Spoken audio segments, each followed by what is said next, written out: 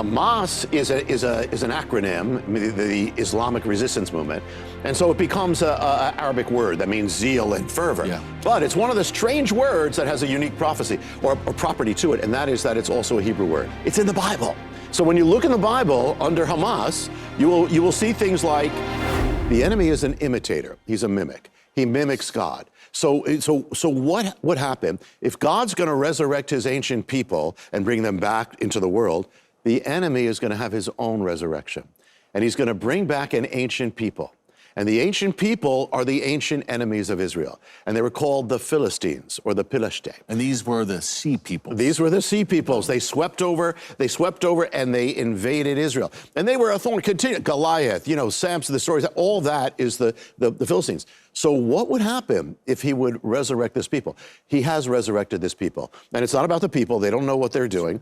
But we call them the Palestinians. Palestinian means Philistine. Literally means that. And the amazing thing, there's so much to this, but they're actually replaying the ancient mystery without knowing it. And the thing is that when Israel, the word Israel first came into the world, it was on the Pharaoh's inscriptions, ancient time, Israel.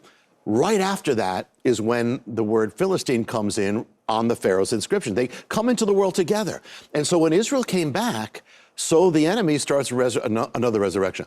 When Israel starts coming back at the end of the 1800s, Zionist Congress, right after that, the word Philistine starts spreading in the Arabic language. Yes. And then, in fact, the word, and you know what the word is? I mean, you would know, but the word for Philistine in Arabic, among the Philistines, the word is Philistine. That's how you say Palestinian. That's right. You say it's Philistine. That's how you say it. I mean, it's real obvious. Yeah. The thing is that so at the same moment Israel is coming back in 1948, there's this other resurrection that has now touched the entire world. And this is a war. This is part of the Dragon's War. And Jonathan, I think it's fascinating how history kind of repeats itself. As you said, the Palestinians today live in the territory in Gaza in particular, in which the ancient Philistines, Israel's ancient enemies, were based. Yes, it was called Pilashet in the Bible, or Philistia, and it was a strip of land there. And now here's the thing: people don't realize Gaza was there. We know that Gaza is this ancient city of the Philistines, but the Gaza Strip, you know when it officially came back?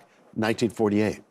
When Israel came back and they went to their land, then all of a sudden, all these, Palestinians are coming back, and all of a sudden the population triples and quadruples, and now it's like 10 times what it was.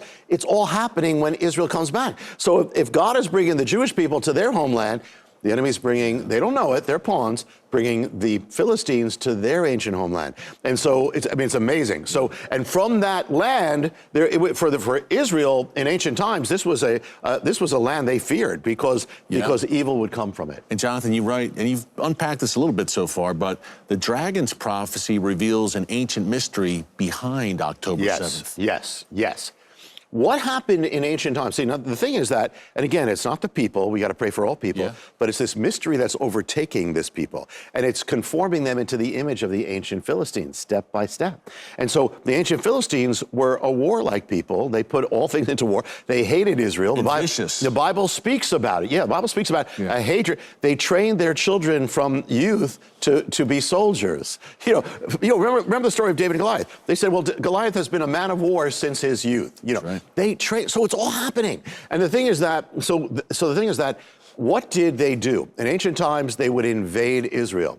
They would launch raids on Israel. They would raid Israeli villages. The Philistines would, and they would launch it from the Gaza Strip, or, which is that. So that's exactly the thing. And so, in fact, when you read Bible commentary, it talks about they raided it and they committed atrocities. And this is nearly 3,000 years ago this was happening. Yeah. And now it's happening again today in 2024. You got to, if you want to understand what's happening, you can't go to CNN. You got to go to God. You do. And the thing is that actually there's a mystery because the Bible speaks about these raids, and it gives two lands.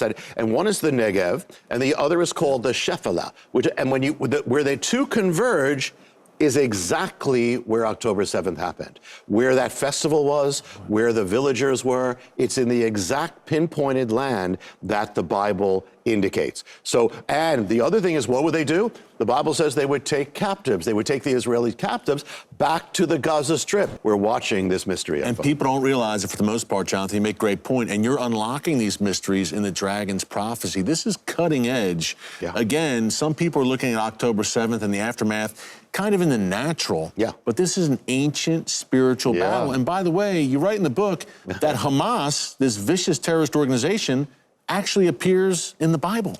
Yeah, Hamas is an acronym, the Islamic resistance movement, and so it becomes an Arabic word that means zeal and fervor. Yeah. But it's one of the strange words that has a unique prophecy or property to it, and that is that it's also a Hebrew word.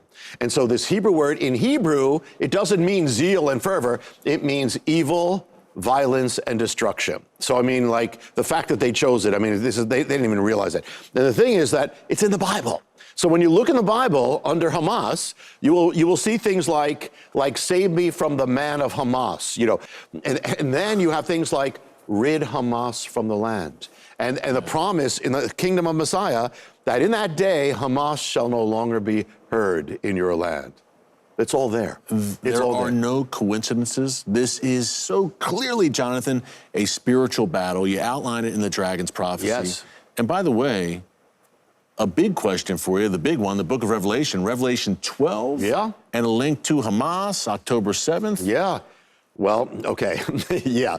It's amazing because it's almost, the other thing that's happening is like end time prophecy has been accelerating, you know. And, you know, we see it with the apostasy, but now with Israel, it's accelerating. There are several flashpoints, prophetic flashpoints that we crossed with all these things, but it's like Revelation is spilling over. Now in Revelation, it says the dragon, number one, persecuted the woman. I mean, the word persecuted, I mean, you think of the Jewish people, persecuted. Here's the source of it. Also, it says he had anger. The word is orgizo. He had a rage against Israel, I mean, against the Jewish people. Well, this is what that was. That was the day of the dragon's rage against Israel. I mean, it wasn't them. It was demonic, what happened. But the thing is that it says that he launched a flood, specifically launched a flood out of his mouth to flood away the woman. Now, he's been trying to flood away the Jewish people for he overwhelms them, tries to do this. Well, this was also a flood that came on the land. But the thing is, there's actually, what happened on October 7th has a code word. Hamas had a name for it. It was called Operation Tufan. Tufan is the Arabic word for the flood. Literally, the flood came upon them. Yes. Now, let me just tell you something. There's a story, Eric, that we learned. By the way, Eric and I enjoy this. We're not just doing it for you. We enjoy this, and that is that there was a story we learned as children, which almost every day, which actually has a secret here, and that is the story of Samson. In the story of Samson, the Philistines take an Israelite captive. They mutilate him, take him captive, bound to Gaza. City ultimately to Gaza. They put him on display, kind of like what happened there. They rejoice over it, which kind of what happened there. They have a celebration, a festival, and then as the festival's happening, you know the story, Samson pushes and he strikes down the Philistines, the temple of Dagon. Well, the amazing thing is, okay, so now we have the Israelites being taken again to Gaza. They have celebrations in Gaza, and it's actually a day of festival. But it's almost like an ancient revenge that the dragon uses that people don't even know. Because what happened is now they strike Israel, and as they were struck by Samson on the day of their festival, they strike Israel on the day of its festival. Right. In the Bible, the word it uses for the Philistine festival is the word simcha, joy, simcha. So they strike Israel on the holiday called Simcha, Simchat Torah. Yes. And the other thing is that it says that, you know, the number of people, the only number it gives, the people that were slain, it says about 3,000. The IDF identified the invaders on October 7th. It said it was about 3,000. It was like the return of the Gazans. Yes. It was like a revenge that they didn't even realize, but the enemy does. And I wanted to ask you about this principle you write, I hate to call it a principle, but you write about in the book of satanic desecration. Yeah. And how that applied to October 7th. Yeah, and also from what you said, I mean, you know, I just want to write whatever the Lord, you know, the Lord interrupted me. He said, okay, this is the one that has to go out. But we've never had such a swell of interest. I mean, so much, we've never seen it before for this one. So I think it is the time, and I appreciate your words. Yeah, the enemy is a desecrator. I mean, he takes what is of God and he desecrates it. I mean, abomination, that's what he does. He takes something that's holy and desecrates it. So it's no accident on the day of October 7th that it was the holy day of the Jewish week. It was the Sabbath, the Shabbat, day of peace, day of blessing. So he turns the day of blessing and peace to a day of warfare and conflict and sorrow.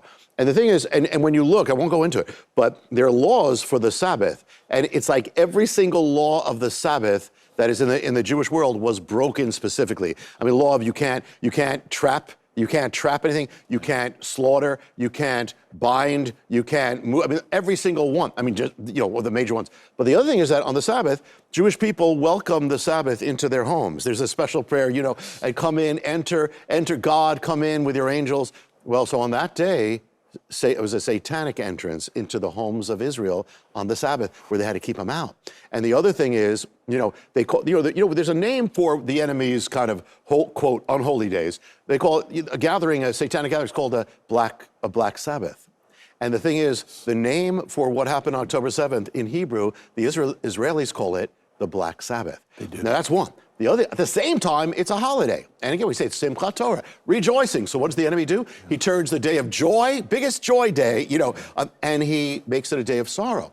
But then he has his own Simcha day, and that is this, is that on Simchat Torah, you're supposed to go out in the streets and dance and sing. So instead, the enemies of Israel go out into the streets and dance and sing and celebrate the shedding of Jewish blood. As the hostages were paraded through the streets, and Gazan civilians were beating them, taunting them, mocking them, celebrating it. Like they displayed Samson. I mean, and by the way, this is, the Bible speaks about it. David says, don't let the Philistine daughters rejoice over this. They said they would have celebrations when something bad happened to Israel. Yeah. It's happening again. And not that they're planning it, it's just happening. And the other thing is, on the Simchat Torah, it is traditional, you give out candies on fish.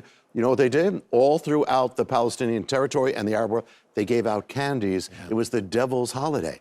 And then there's one that's gonna lead us to even the Jubilee. The first time that Israel suffered a sneak attack on a holiday since it was miraculously reborn in 1948. Talk about the Jubilee mystery. That's right. You and I have spoken before about the good of the Jubilee mystery. That is the Jubilee, if you lost your land, you get it back. Yeah. The amazing thing is when you look at the resurrection of Israel, God did all these things on this 50-year sacred calendar. Won't go into the detail, but the first one, 1867, the land is released, things start. Count 50 years, takes you to 1917. Balfour Declaration, the Jewish people can have the land, the Turks flee, but they don't have Jerusalem. 50 years later, takes you to 1967, Six-Day War, Jerusalem. But they never, in Jubilee, you get recognized, you get legal rights. Never had that, every nation refused. But count 50 years, takes you to 2017, and Trump issues the first declaration of Jerusalem since ancient times. So you have all that happening, but the enemy is going to try to desecrate that. So he's going to take the Jubilee of God, and instead of taking it from a victory and a blessing, he's going to take it from a calamity. And that calamity was called the Yom Kippur War. So this was the Yom Kippur War. It was a calamity. They won, but it was a calamity. And it looked like they won. So what happens if the devil makes his own Jubilee? Count 50 years from that day. That will take you to 2023. So it means there's going to be another invasion, and it's going to be the devil's Jubilee. It's going to catch Israel by surprise again. It's going to be a ground invasion. It's going to happen on the Sabbath day. It's going to happen on a Hebrew holy day. It's going to, and one of the Moadim of Leviticus, as the first one was. So and it's going to happen on the first Saturday of October. And so, I mean, it's that exact. That is how, you can't understand without knowing God's way.